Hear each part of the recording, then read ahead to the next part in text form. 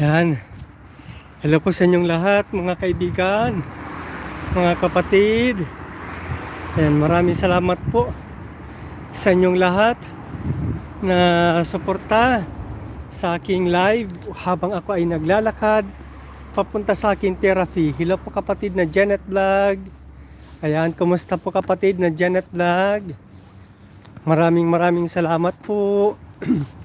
Kapatid na Manny Villar, Kuya Manny Villar, maraming salamat po. Brad na Ginaka Reborn, maraming salamat po. Ayan, sino pa ba yung mga nandito pa? Daily Food Journey, salamat po. Langga na Babesy 078, salamat ng marami.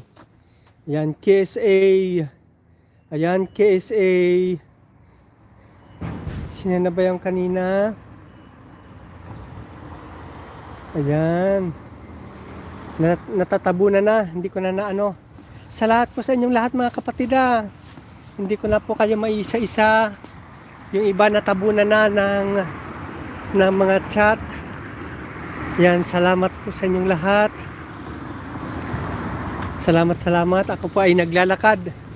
Bumaba na ako sa bus. Subalit ako ay maglalakad papapunta pa dun sa aking venue ng aking terapya. Yan.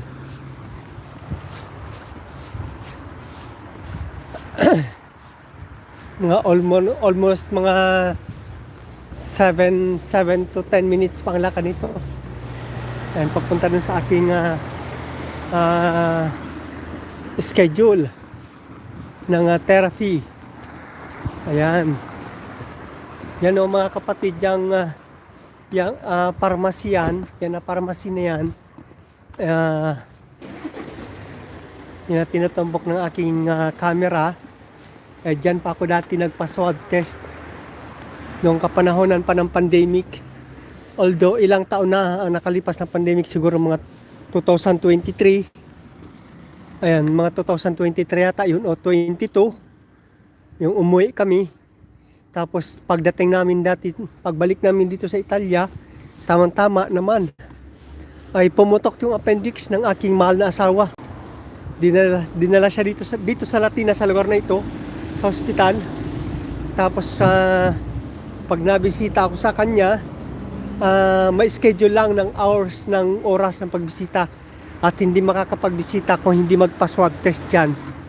Ayan, babayad pa. Ayan, kaya every bisita ko sa kanya ay magbabayad kasi magpapa-swab test or yung kinakalikot ba sinusundot dun sa ilong, ganun. Yan.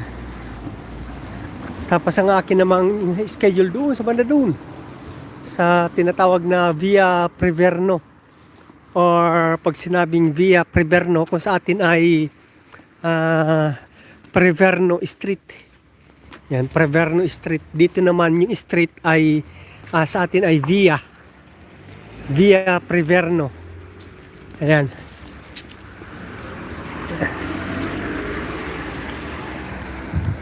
Salamat na marami po sa inyong lahat, mga langga, mga kapatid. Nawala. Ibang napit ko. Salamat na marami po sa inyong lahat, mga kapatid. Aking short live na ito habang papunta ako sa aking therapy.